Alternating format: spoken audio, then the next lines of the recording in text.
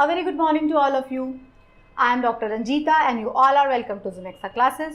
आज के इस लेक्चर में हम लोग पढ़ने जा रहे हैं क्लास 11 हिस्ट्री एनसीईआरटी के चैप्टर नंबर 8 के बारे में। तो इस चैप्टर में हम क्या बात करेंगे? इस चैप्टर में हम लोग पढ़ेंगे कन्फ्रंटेशन ऑफ कल्चर्स। तो इस चैप्टर में हम बेसिकली क्या पढ़ रहे हैं?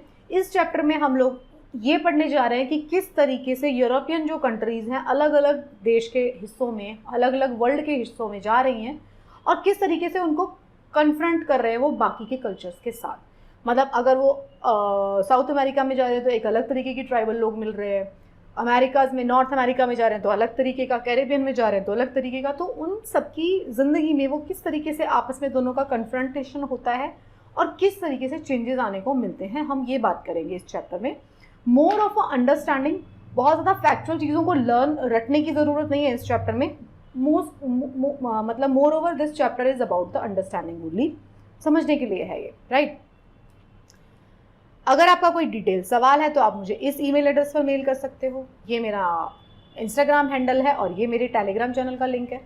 तो मेरे टेलीग्राम चैनल पर आपको मेरे सभी लेक्चर्स के पीडीएफ मिलते हैं जिनको आप रिविजन के लिए डाउनलोड करते हो, राइट।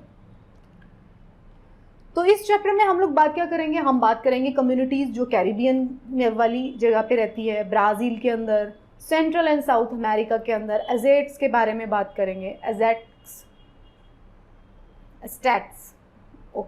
स्टैट्स के बारे में बात करेंगे, मायाज के बारे में बात करेंगे, इनकाज ऑफ पेरू के बारे में बात करेंगे, अटलांटिक क्रॉसिंग करने के बाद क्या होता है, ये सारी चीज़ों के बारे में हम इस चैप्टर में बात करेंगे। तो अगर हम देखते हैं कि इस चैप्टर में हम फोकस क्या करेंगे, हम फोकस करेंगे encounter between European and the people of America between 15 से लेके 17 सेंचुरी में। जब यूरोपियन जो है अमेरिकाज़ में जाते हैं, दोनों अमेरिकाज़ में, नॉर्थ में भी, साउथ में भी, सेंट्रल में भी, तीनों में, तो किस तरीके से वो अलग अलग लोगों के साथ एनकाउंटर होता है उनका, और उनके एनकाउंटर की वजह से उन लोगों की ज़िंदगी में भी चेंजेस आते हैं जो कि ट्राइबल लोग वहाँ पे ऑलरेडी मौजूद थे, और जो लोग यूरोप कंट्री के जा रहे हैं उनकी लाइफ में भी एक दूसरे के साथ आइडियाज़ एक्सचेंज होते हैं। तो यूरोपियन जो थे वो वेंचर आउट कर रहे थे अननोन ओशन में in order to find trading routes. तो वो क्या ढूंढ रहे थे? वो ढूंढ रहे थे ट्रेडिंग रूट्स, ठीक है। क्यों यूरोपियन वेंचर कर रहे थे? ट्रेडिंग रूट्स ढूंढ रहे थे। तो आप ये समझिए, जो व्यापारी वर्ग होता है ना, उसके कारण इतने सारे चेंजेस आए। वो ढूंढता है ट्रेडिंग रूट्स, उसको अपना सामान बेचना है, जिसकी वजह से साथ साथ में रिलीजियस लोग भी जाएंगे, साथ साथ में आर्टिस्ट भी चले जाएंगे और अलग अलग तरीके के लोग चले जाएंगे, ट्रैवलर, टूरिस्ट। मतलब टूरिस्ट वाला तो उतना कंसेप्ट नहीं था, ओवरसीज तो नहीं जाते थे टूरिस्ट उस टाइम पे, बट थोड़ा बहुत कुछ ना कुछ लोग तो रहे होंगे एक्सप्लोरर, तो वो सारी चीज़ें जाते थे वो। तो क्या ट्रेड होता था? स्पाइसेस, सिल्वर, ये सारी चीज़ें ट्रेड होती थी। तो first to do this work पहले सबसे किसने किया? स्पेनिश और पुर्तगीज़ ने। तो स्पेनिश और पुर्तगीज़ थे वो इधर उधर जाते रहते थे, अंग्रेज़ों से भी पहले। मतलब अंग्रेज़ कौन है? इंग्लैंड के लोग। तो उससे पहले स्पेन के लोग और पुर्तगीज़ जो लोग हैं वो एक दूसरी कंट्रीज़ में ट्रैवल करते थे। इंडिया केस में भी आप देखेंगे अंग्रेज़ों से पहले पुर्तगीज़ और स्पेनिश लोग आए थे। तो सबसे पहले क्या होता है? Communities of Caribbean and Brazil. तो ब्राज़ील और कैरिबियन में कौन कौन से लोग रह रहे हैं? अरावाक्स रहते हैं और टुपिनाम्बा और अरावाक्स वहाँ पे रहते थे ऑलरेडी, और वहाँ पे कौन चला जाता है? यूरोपियन कंट्री के लोग चले जाते हैं। तो ये मैप है, ये आप इसमें देख सकते हैं, ये साउथ अमेरिका है पूरा का पूरा, और ये सेंट्रल अमेरिका का पार्ट है, राइट, ये आइलैंड्स, और ये ऊपर वाला नॉर्थ अमेरिका है। तो इसमें से हम फोकस करेंगे। देखिए ये वाला जो पोर्शन है ना, ये वाला छोटे छोटे दिख रहे हैं, ये लेसर एंटिलीज कहा जाता है इसको। ये वाले जो दिख रहे हैं, ये वाले, इसको छोड़ दो, ये वाले जो दिख रहे हैं इसको बोला जाता है ग्रेटर एंटिलीज, और ये सारा भामास है, ठीक है। तो भामास, ग्रेटर एंटिलीज एंड लेसर एंटिलीज, ये इसकी क्लासिफिकेशन है। ज्योग्राफी की एनसीईआरटी पढ़ने जा रहे हैं तो पूरा मैप आप रट ही लेंगे थोड़े दिन बाद, it's matter of few days only. तो ये आप समझ लीजिए कैरेबियन आइलैंड्स में क्या क्या पार्ट आता है। तो जो अरावाक्स थे, अरावाक्स कहाँ पे रहते थे? वो लेसर एंटिलीज के अंदर रहते थे, कैरेबियन के अंदर। तो ये बहुत ही ज़्यादा फायर्स ट्राइब थी, मतलब बहुत ज़्यादा लड़ाकू टाइप की, एनर्जेटिक टाइप की ट्राइब थी। तो कहाँ पे रहते थे? भामाज में और ग्रेटर एंटिलीज में ये रहते थे। एक्सपेल्ड कर दिया गया था इनको लेसर एंटिलीज से, तो ये भामाज और ग्रेटर एंटिलीज में रहना शुरू कर देते हैं। तो देखिए ये सारा मैंने आपको बता दिया, लेसर एंटिलीज, ग्रेटर एंटिलीज और भामाज, राइट। ये कैरेबियन आइलैंड्स की क्लासिफिकेशन है 3 पार्ट्स में। तो जो अरावाक्स थे वो अलग अलग, उनके कल्चर में क्या होगा, बोट बनाना जानते थे, पॉलीगैमी कॉमन थी, वीविंग बहुत अच्छे से करते थे, गोल्ड ऑर्नामेंट्स ये पहनते थे, लेकिन गोल्ड को इतना ज़्यादा इंपॉर्टेंस नहीं देते थे। ये जो है हैमक्स बनाते थे। तो हैमक्स बनाने की जो टेक्निक है यूरोपियन लोगों को बहुत ज़्यादा पसंद आई थी, तो हैमक बनाने की टेक्निक में ये बहुत ज़्यादा पारंगत थे, बहुत अच्छे से बनाना जानते थे। तो अरावाक्स जो थे वो generally generous and very happy to collaborate with the Spanish in their search of gold. Spanish क्यों आए थे इस जगह पर? उनको गोल्ड ढूंढना है, सोना ढूंढना है उनको, और ये लोग उनको हेल्प करते थे। पहले ही उनको अच्छे से हेल्प कर रहे थे, लेकिन उन्होंने देखा कि स्पेनिश लोगों की जो पॉलिसी है वो बहुत ज़्यादा ब्रूटल हो गई है, तो फिर उन्होंने इनको रेजिस्टेंस शो कर दिया। तो 25 साल का इनका इनकाउंटर रहता है आसपास में। तो ये अरावाक्स की लाइफ बहुत ख़राब होती है उसके बाद। टोपिनाम्बा कम्युनिटी कहाँ है? अरावाक्स कहाँ रहते थे? हमने देख लिया कि वो लेसर एंटिलीज से एक्सप्लेल करने के बाद ग्रेटर एंटिलीज और बाहामास में रह रहे हैं। टोपिनाम्बा कम्युनिटी कहाँ पे रह रही है? वो रहती है east coast of South America. South America का जो ईस्टर्न कोस्ट है वहाँ पर रहती है। इस कम्युनिटी के पास आयरन का एक्सेस नहीं है, तो ये फॉरेस्ट को क्लियर नहीं करना जानती। तो इसकी वजह से ये लोग किस पे निर्भर है? खेती नहीं करते ज़्यादा, लेकिन ये निर्भर रहते हैं जंगल के अंदर जितने फ्रूट्स वेजिटेबल्स लगते हैं उसको खाते हैं। तो ये भी बहुत ज़्यादा हैप्पी कम्युनिटी थी। तो यूरोपियन एनवीड देयर हैप्पी फ्रीडम। तो यूरोपियन लोग देखते हैं इनको कि बहुत ज़्यादा है। एज़टेक्स कहाँ पे रहते थे? एज़टेक्स रहते थे मैक्सिको में।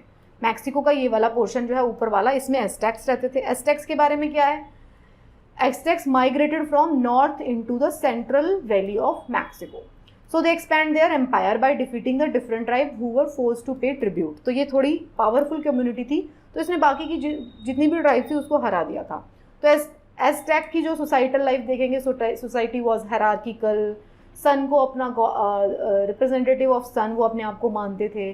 तो ये सारी चीज़ें उनकी कम्युनिटी में, जो भी ट्राइबल लाइफ की कम्युनिटी में प्रेवलेंट होता है, वो सारा इनकी लाइफ में प्रेवलेंट था। जो वहाँ के लैंडलॉर्ड्स थे, अब peasants like European serves cultivated land and owned by the nobility in exchange of part of the harvest. तो वहाँ पे भी अब ये सिस्टम शुरू हो गया था। यूरोपियन आ गए थे, तो यूरोपियन ने यहाँ पर भी क्या शुरू कर दिया कि पीजेंट्स होंगे और वो नोबेलिटी जो है उसको पे करेंगे। So poor were sometimes sell their children as slave. तो जो भी वो पे करते थे, कई बार जो गरीब लोग थे वो अपने बच्चों को भी बेच दिया करते थे for a limited time period, कि भाई जब हमारे पास पैसे आ जाएंगे वो पैसे पे करके हम अपने बच्चे वापस ले लेंगे। तो इस टाइप का कल्चर वहाँ पे प्रेवलेंट था। मायास कहाँ पे थे? मायास जो थे वो भी मैक्सिको में ही थे, मैक्सिको के थोड़े से और डाउन उसमें। तो मायास जो थे वो एज़टेक्स से कम पावरफुल थे, तो they had less political powers than Aztecs. तो एज़टेक्स के साथ ज़्यादा पावर थी एज कम्पेयर टू मायास। तो मायास भी मैक्सिको वाले रीजन में ही रहते थे। कॉर्न कल्टिवेशन जो था वो सेंट्रल था मायास कल्चर का। Efficient agriculture production generated surplus which helped to invest in architect development of astronomy and mathematics. So Mayas devised a pictographic form of writing. तो उन्होंने अपनी राइटिंग को भी बनाया हुआ था। पिक्टोग्राफिक फॉर्म ऑफ राइटिंग में राइटिंग भी किया करते थे। तो ये माया टेम्पल मिलेगा आपको ग्वाटेमाला में। इंकास कहाँ रहते थे? इसी तरीके हम अलग अलग ट्राइब के बारे में बात करें, बहुत डिटेल में हम नहीं जा रहे, मैं सिर्फ आपको इतना बता रही हूँ कि अलग अलग ट्राइब के लोग रहते थे। अलग अलग ट्राइब के लोगों के अंदर मेन उनके क्या क्या फीचर्स थे वो हम डिस्कस कर रहे हैं। एक एक ट्राइब के बारे में बहुत सारी डिटेल्स पढ़ना हमारे कोर्स का पार्ट नहीं है। ये वो लोग पढ़ते हैं जो कि 11th क्लास में हिस्ट्री से 11th क्लास अपनी कर रहे हैं। हम इसको पढ़ रहे हैं अपने एग्जाम पॉइंट ऑफ व्यू से। तो हम सिर्फ और सिर्फ उस चीज़ के बारे में, वो कहाँ पे प्रेजेंट थे, वहाँ पे किसका रूल चल रहा था पहले, मतलब कौन से यूरोपियन पावर्स वहाँ पे गए, हम इसके बारे में बात कर रहे हैं। तो इनकास कहाँ पे थे? पेरू में। तो पेरू आप देख सकते हैं साउथ अमेरिका के पेरू में, तो यहाँ पे इनकास थे। तो इनकास के बारे में क्या है? क्वेंचुआज और Incas in Peru, the largest of the indigenous civilisation in South America. तो सबसे बड़ी सिविलाइजेशन थी ये साउथ अमेरिका की। 12th सेंचुरी में the first Inca Manco Capac established his capital at Cuzco. So Incas empire जो है 3000 माइल्स तक फैला हुआ था। तो काफ़ी बड़ा एम्पायर था इंकाज एम्पायर। फीचर्स क्या कहते हैं? हाईली सेंट्रलाइज एम्पायर था with the king as the higher source of authority. They did not develop a system of writing, उनके पास राइटिंग का कोई सिस्टम नहीं था। Agriculture, their basis was agriculture and developmental system of drainage and irrigation. तो agriculture के ऊपर वो बहुत ज़्यादा ध्यान देते थे, इरीगेशन का सिस्टम बहुत अच्छे से डेवलप किया हुआ था इन्होंने। इनके पास कोई प्राइवेट ओनरशिप नहीं थी। There was no greater value placed on gold और सिल्वर। देखिए आप इन चीज़ों के बारे में आप देखेंगे, ये जो ट्राइबल लोग हैं, कम्युनिटी के लोग हैं, गोल्ड और सिल्वर को इतना ज़्यादा वो इंपॉर्टेंस नहीं देते। कौन दे रहा था गोल्ड और सिल्वर को इतना इंपॉर्टेंस? यूरोपियन कंट्री के लोग, क्योंकि वो मेटलर्जी में आगे बढ़ गए थे। तो उनको पता था कि भाई गोल्ड नहीं मिल रहा हमारे यहाँ पे, तो गोल्ड एक ऐसा प्रेशियस मेटल है जो कि सुपीरियर मेटल है, तो वो उसको इंपॉर्टेंस देते थे, ना कि ट्राइबल लोग। तो वहाँ की जो कम्युनिटीज़ थी, ट्राइबल लोग थे, वो उसको इतना इंपॉर्टेंस नहीं देते थे। इन सर्च ऑफ गोल्ड ये यहाँ पर घूमते रहते थे। कौन? ये थे यूरोपियन कंट्रीज़ के लोग। So this is the first part, voyage of exploration bye European. ये हम सेकेंड पार्ट में बात करेंगे इस चैप्टर के, और सेकेंड पार्ट में इस चैप्टर को कंक्लूड भी करेंगे। तो इस चैप्टर में हम बेसिकली क्या बात कर रहे हैं, हम इस चैप्टर में पढ़ने की कोशिश कर रहे हैं कि किस तरीके से जो यूरोपियन कंट्री के लोग हैं डिफरेंट वॉयज पे जा रहे थे, तो अलग अलग कंट्रीज़ में जा रहे थे, तो किस तरीके से वो अलग अलग कंट्रीज़ के लोगों की लाइफ को इन्फ्लुएंस कर रहे हैं, और इन रिटर्न उनकी खुद की लाइफ भी इन्फ्लुएंस होती है उस चीज़ से। So thank you so much. This chapter is more of for sensitization. I hope आपको ये समझ में आ रहा है चैप्टर। इसको हम कंक्लूड करेंगे सेकेंड पार्ट में। Thank you so much for watching. पढ़ते रहिए and best of luck for your preparation.